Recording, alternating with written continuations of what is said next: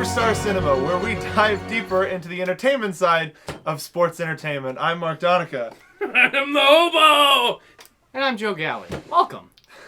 You can tell from the bloody title and the bloody thumbnail, we watched Ready to Rumble. Before we get into our review, let's show you some of our favorite parts.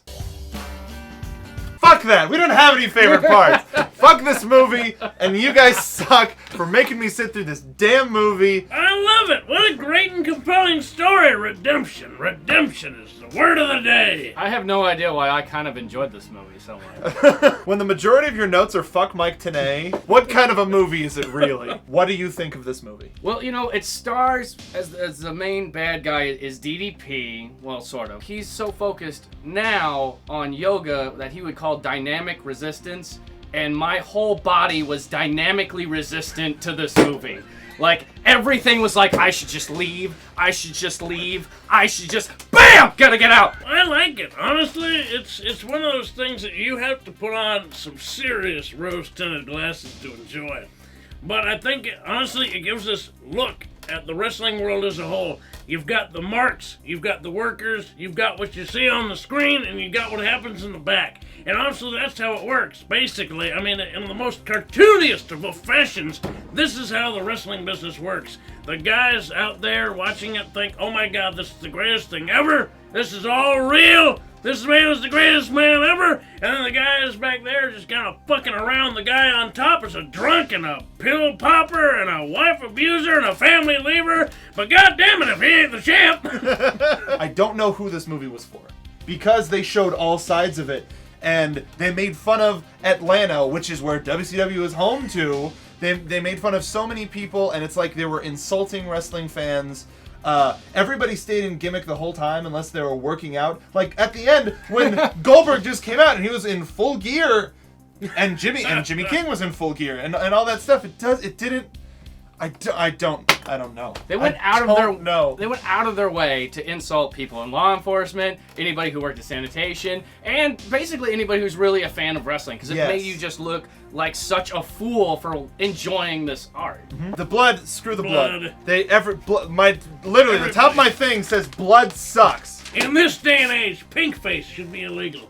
Yours Should. says blood sucks. Mine says rattle crabs. Apparently, there's a venereal disease where crabs make these rattlesnake noises. Poor Caroline Ray. That's why she doesn't get any work anymore. Apparently, she's got the rattle crabs. The rattle crabs. All I got to remember him by is an itchy crotch. What did you guys pop for? I'm going to take this one here. I popped, and I think this is because of the age that I was when this came out and rewatching this movie.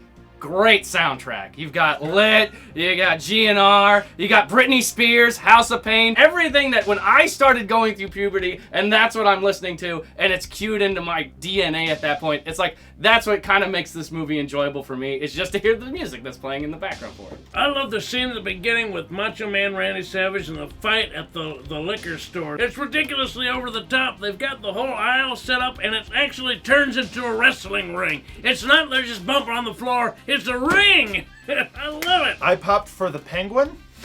The actress who plays the Penguin in the Blues Brothers movie, she was Jimmy King's mom, and that's all I could think about. And I was just like, I hope she's back on screen again.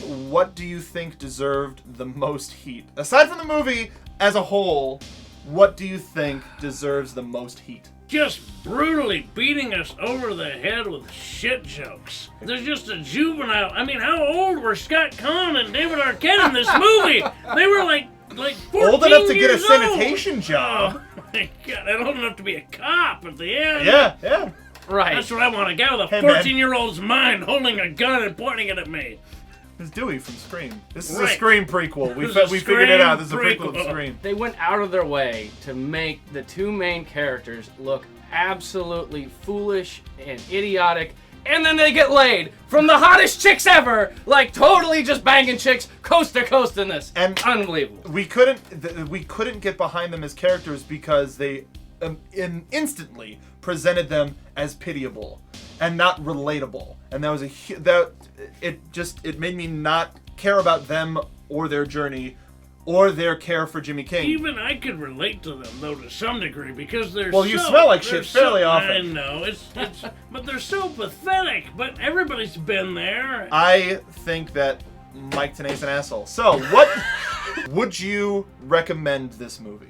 Not without a high amount of chemical substance in your system to dumb yourself down to the level of being 11 years old, loving crap jokes at one after the other. If you can get yourself to that level, it's an enjoyable way to spend 90 minutes. Other than that, absolutely not. You really have to have a child's mind to watch this movie. And thanks to Stone Brewing Company, I have a child's mind again. It kind of like Scooby-Doo. It's one of those things where it's worth seeing at least once. I don't know if I'll ever watch it again. I'd rather watch The Rise and Fall of WCW again, because this is the fall. This is the fall. Just before the fall, David Arquette, because of this very movie, became the WCW World Heavyweight Champion. Same match as the third act, and the Rise and Fall of WCW had a better build than this movie.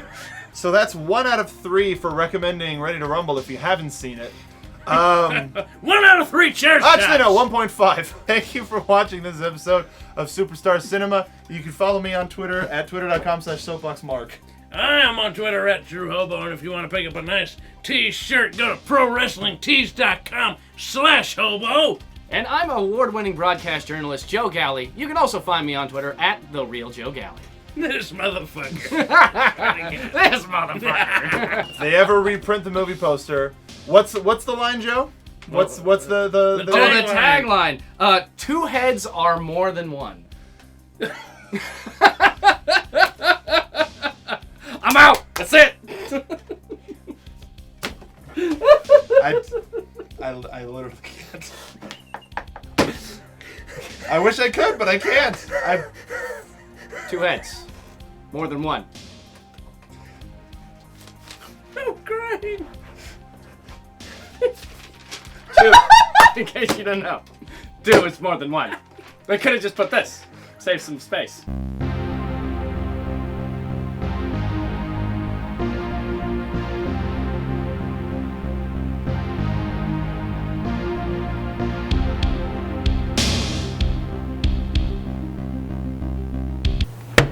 Mr. Platt? Mr. Platt, are you there? Mr. Platt, Is Mean Gene in there? You looking at his ass some more? you still think it's sexy? Piss off!